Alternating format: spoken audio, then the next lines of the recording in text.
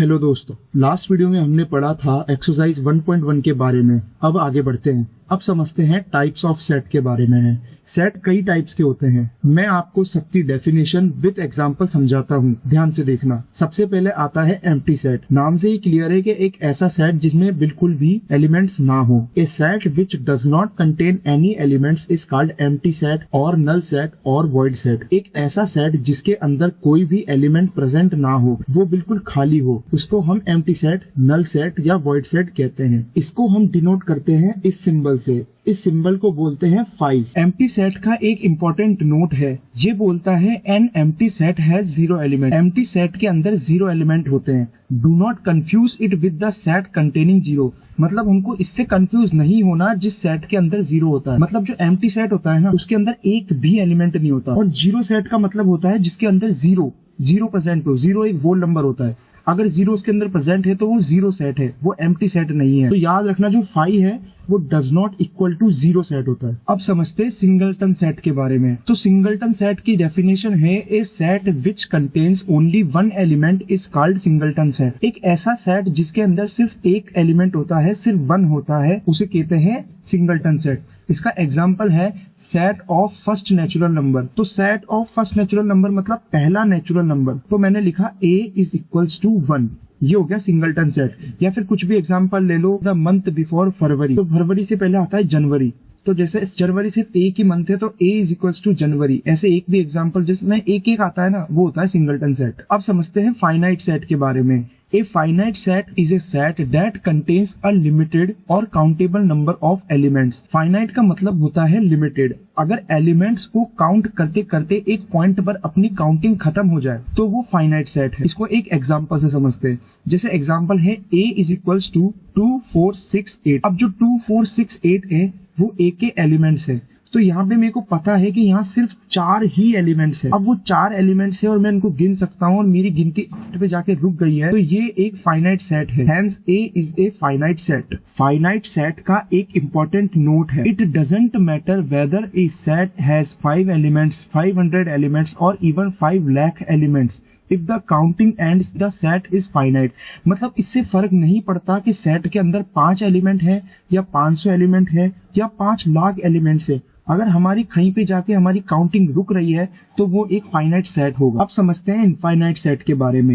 An infinite set contains infinitely many elements. Infinite का मतलब होता है जिसकी काउंटिंग कभी खत्म ना हो। और इनफाइनाइट सेट के अंदर होते हैं इनफाइनाइट एलिमेंट्स। मतलब जैसे 1 से स्टार्ट करा तो 2, 3, 4, 5, 6, 7, 8, 9 और ऐसे इंफिनिटी तक। जैसे इसको एक एग्जांपल से समझते हैं। Example of natural numbers. तो नेचुरल नंबर हमको पता है 1 से शुरू होते हैं और इनफाइनाइट तक जाते हैं। यहाँ पे ये जो 3 डॉट है वो बता रहे हैं हमको कि ये चलता ही रहेगा, ये इनफाइनाइट तक जाएगा। तो ये होता है इनफाइनाइट सेट। अगर आसान भाषा में समझाऊं तो फाइनाइट सेट वो होते हैं जिनकी काउंटिंग खत्म हो जाए और इनफाइनाइट सेट वो होते हैं जिनकी काउंटिंग कभी खत्म ना हो। एक इम्पोर्टेंट बात याद रखना, all infinite sets can not be describe in roster form. मतलब जितने भी इनफाइनाइट सेट हैं उनको हम कभी भी रोस्टर फॉर्म में डिस्क्राइब नहीं कर सकते। जैसे example, the set of real numbers can not be describe in form. अब हम रियल नंबर अगर लिखने लगेंगे तो रियल नंबर हमको पता है वो इनफाइनाइट तक होते हैं। तो अगर हम इसको रोस्टर फॉर्म में लिखेंगे तो हम इसको लिख ही नहीं सकते इनफाइनाइट को, इसलिए याद रखना। एग्जाम्पल 6 यहाँ पे है, state which of the following sets are finite और इनफाइनाइट। मतलब हमको बताना है कि यहाँ पे जो सेट है उनमें कौन फाइनाइट है और कौन इनफाइनाइट है। इसका क्वेश्चन नंबर 1 है, x such that x belongs to n and x minus 1 x minus 2 is equals to 0। मतलब हमको यहाँ गिवन है कि x है वो नेचुरल नंबर से बिलोंग करता है और x minus 1 और x minus 2 is equals to 0 हमको यहाँ पे एक इक्वेशन दी है। तो जब हम इस इक्वेशन को सॉल्व करेंगे तो हम लिखेंगे x minus 1 x minus 2 is equals to 0। तो यहाँ से जब हम x की वैल्यूज लाएंगे तो हमारे पास x की वैल्यू आएगी 1 और 2। अब मेरे को यहाँ दिख रहा है कि 1 और 2 सिर्फ 2 एलिमेंट्स है और मेरी काउंटिंग रुक चुकी है, तो ये एक फाइनाइट सेट होगा। इसका क्वेश्चन नंबर 2 बोलता है x such that x belongs to n and x square is equals to 4। मतलब जो x है वो नेचुरल नंबर से बिलोंग करता है और x square is equals to 4 हमको यहाँ एक इक्वेशन दी है। तो x square is equals to 4 जो इक्वेशन है इसको जब हम सॉल्व करेंगे तो हम लिखेंगे x इज इक्वल्स टू √4, और जब √4 को हम नॉर्मल फॉर्म में लाएंगे तो हमारा आंसर होगा -2, और मेरे को यहाँ पता है -2 और 2 सिर्फ 2 एलिमेंट्स है और मेरी काउंटिंग रुक चुकी है, तो ये भी एक फाइनाइट सेट होगा। इसका क्वेश्चन नंबर 3 बोलता है x such that x belongs to n and 2x minus 1 is equals to 0। मतलब जो x है वो n से बिलोंग करता है, और यहाँ एक इक्वेशन है 2x minus 1 is equals to 0। अब हमको यहाँ गिवन है कि x नेचुरल नंबर से बिलोंग करता है, मतलब x होगा 1 2 3 dot dot dot dot dot, मतलब आगे चलता रहेगा, इनमें से कुछ भी हो सकता है। तो हमने जब इक्वेशन सॉल्व करी तो लिखा हमने 2x minus 1 is equals to 0 और 2x is equals to 1, मैंने -1 को वहां भेज दिया, तो मेरे पास आएगा x इज इक्वल्स टू 1/2, और मेरे को ये साफ दिख रहा है कि ये नेचुरल नंबर नहीं है। नेचुरल नंबर होते हैं 1 2 3 4 5, 1/2 एक फ्रैक्शनल वैल्यू हो गई, इसलिए ये हमारा नेचुरल नंबर नहीं है, तो ये एक इनफाइनाइट सेट होगा। क्वेश्चन नंबर 4 है इसका x such that x belongs to n and x is a prime number। मतलब यह हमको दे रखा है कि x बिलोंग करता है नेचुरल नंबर से और x एक प्राइम नंबर है। अब हमको पता है कि जो प्राइम नंबर्स होते हैं वो इनफाइनाइट तक जाते हैं, मतलब अगर स्टार्ट करें तो वो होगा 2 3 5 7 11, ऐसे करते करते वो इनफाइनाइट तक जाते हैं, तो ये भी एक इनफाइनाइट सेट होगा। क्वेश्चन नंबर 5 इसका बोलता है x such that x belongs to n and x is a odd। यहाँ पे हमको दे रखा है कि x नेचुरल नंबर से बिलोंग करता है और x एक ऑड नंबर है। अब हमको ये पता है कि जो ऑड नंबर होते हैं वो शुरू होते हैं 1 3 5 7 9 11 13, ऐसे चलते चलते ये ऑड नंबर चलते रहते हैं, तो जो ऑड नंबर है वो इनफाइनाइट तक जाते हैं, तो ये सेट एक इनफाइनाइट सेट है। अब समझते हैं इक्वल सेट के बारे में। 2 sets are called equal sets if they contains exact the same element. 2 set equal set तब कहलाते हैं जब उन दोनों के अंदर सेम एलिमेंट्स हो, सेम, याद रखना, सेम एलिमेंट्स हो। The order of elements does not matter. यहाँ ऑर्डर मैटर नहीं करेगा कि ऑर्डर क्या है दोनों सेट का। इसको एक एग्जांपल से समझते हैं। जैसे हमको गिवन है a इज इक्वल्स टू 1, 2, 3 और b इज इक्वल्स टू 3, 2, 1। अब हमको यहाँ पता है कि इन दोनों के अंदर सेम एलिमेंट्स है, a में 1 2 3 है और b में भी 1 2 3 है, लेकिन b का ऑर्डर डिफरेंट है। तो हमको पता है कि इक्वल सेट में ऑर्डर मैटर नहीं करता। अगर मैं 3 बीच में भी लिख दूं तब भी ऑर्डर मैटर नहीं करेगा। तो हमको पता है कि जब ऑर्डर मैटर नहीं करेगा और सेम एलिमेंट है तो ये दोनों होंगे एक इक्वल सेट। तो हमको याद रखना है कि बस एलिमेंट सेम होना चाहिए, ऑर्डर से कोई फर्क नहीं पड़ता। एक इम्पोर्टेंट नोट याद रखना, a set does not change if 1 और more elements of the set are repeated. एक सेट चेंज नहीं होता अगर एक से ज्यादा एलिमेंट्स उसमें रिपीट हो रहे हों। इसको एक एग्जांपल से समझते हैं। The set A is equals to 1 2 3 and b is equals to 2 2 1 3 3। तो ये दोनों जो सेट हमको गिवन है इसमें b में 2 बार 2 आ रहा है और 2 बार 3 आ रहा है। तो मैंने आपको बताया था सेट में रिपीटेशन अलाउड नहीं होता, तो जब हम b को लिखेंगे तो b भी 1 2 3 ही लिखाव में आएगा और ये दोनों एक इक्वल सेट होंगे। अब समझते हैं इक्विवेलेंट सेट के बारे में। 2 sets A and B are said to be equivalent if they have same number of elements, that is n A is equals to n of B। मतलब 2 सेट इक्विवेलेंट्स तब होंगे जब उनके अंदर सेम नंबर ऑफ एलिमेंट्स होंगे। Equal sets में होता था सेम एलिमेंट्स और इक्विवेलेंट सेट में होता है सेम नंबर ऑफ एलिमेंट्स। इसको एक एग्जांपल से समझते हैं। अगर A है 1 2 3 4 5 और B है 8 9 7 6 0, तो हमको यहाँ साफ दिख रहा है A के अंदर 5 एलिमेंट्स हैं और B के अंदर भी 5 ही एलिमेंट्स हैं। तो ये दोनों इक्विवेलेंट सेट होंगे क्योंकि इनके अंदर सेम नंबर ऑफ एलिमेंट्स हैं। एग्जांपल 7 बोलता है find the pairs of equal sets if any give reason. मतलब हमको बताना है इसमें जो पेयर है जैसे A B C D E, इनमें हमको बताना है कि इक्वल सेट कौन कौन से हैं और हमको रीजन भी देना है। तो इसका क्वेश्चन 1 है A is equals to 0 set. तो यहाँ हमको गिवन है कि जो 0 है वो बिलोंग करता है A से और 0 B, C, D या E किसी से भी बिलोंग नहीं करता। क्यों बिलोंग नहीं करता वो मैं आपको आगे बताऊंगा।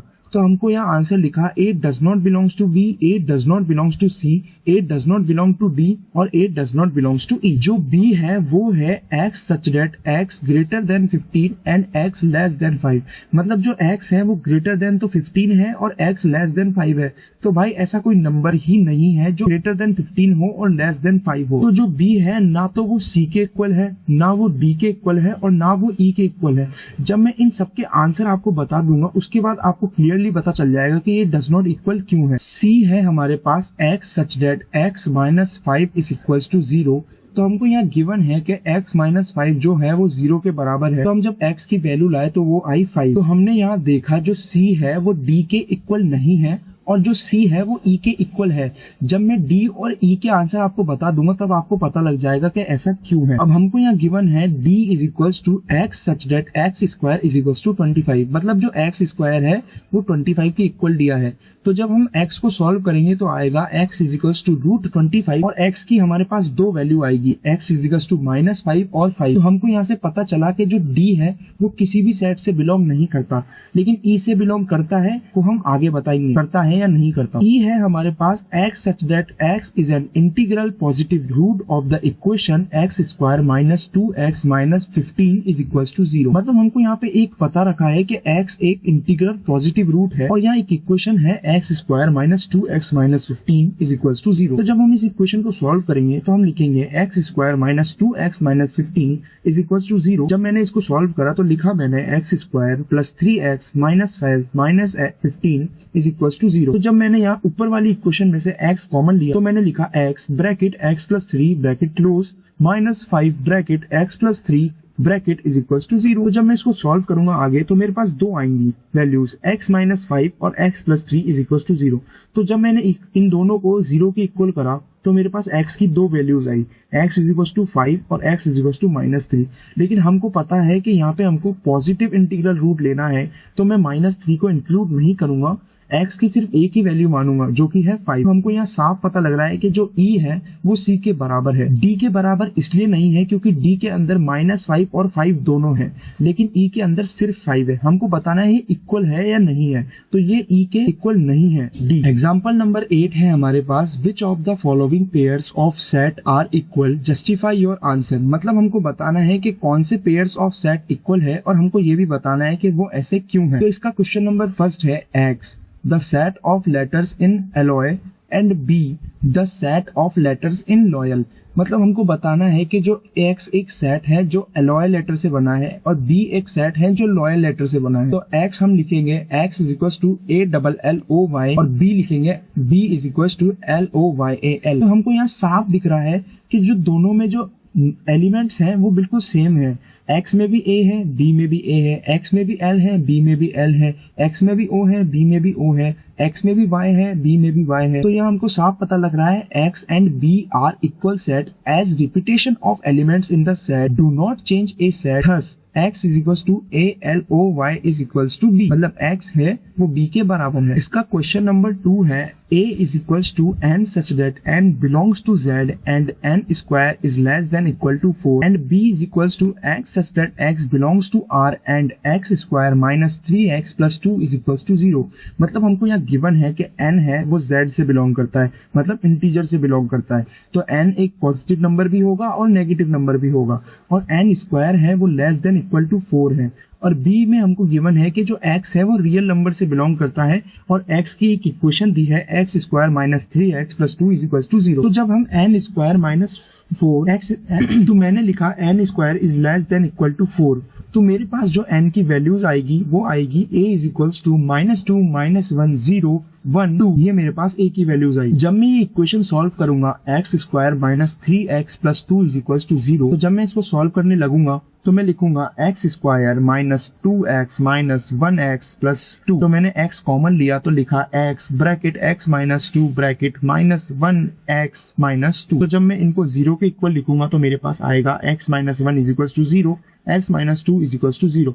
तो x की मेरे पास दो वैल्यू आएगी, x इज इक्वल टू 1 और x इज इक्वल टू 2। तो हमको यहाँ दिख रहा है कि जो 0 है वो बिलोंग करता है a से, लेकिन 0 बिलोंग नहीं करता b से। तो a और b इक्वल सेट नहीं होंगे। इसी के साथ आज की वीडियो यहीं खत्म होती है। अगर आपको वीडियो अच्छी लगे तो इस वीडियो को लाइक करो, इस वीडियो को अपने दोस्तों से शेयर करो। अगर कोई भी डाउट आए तो नीचे कमेंट करो और हमारे चैनल को सब्सक्राइब करो।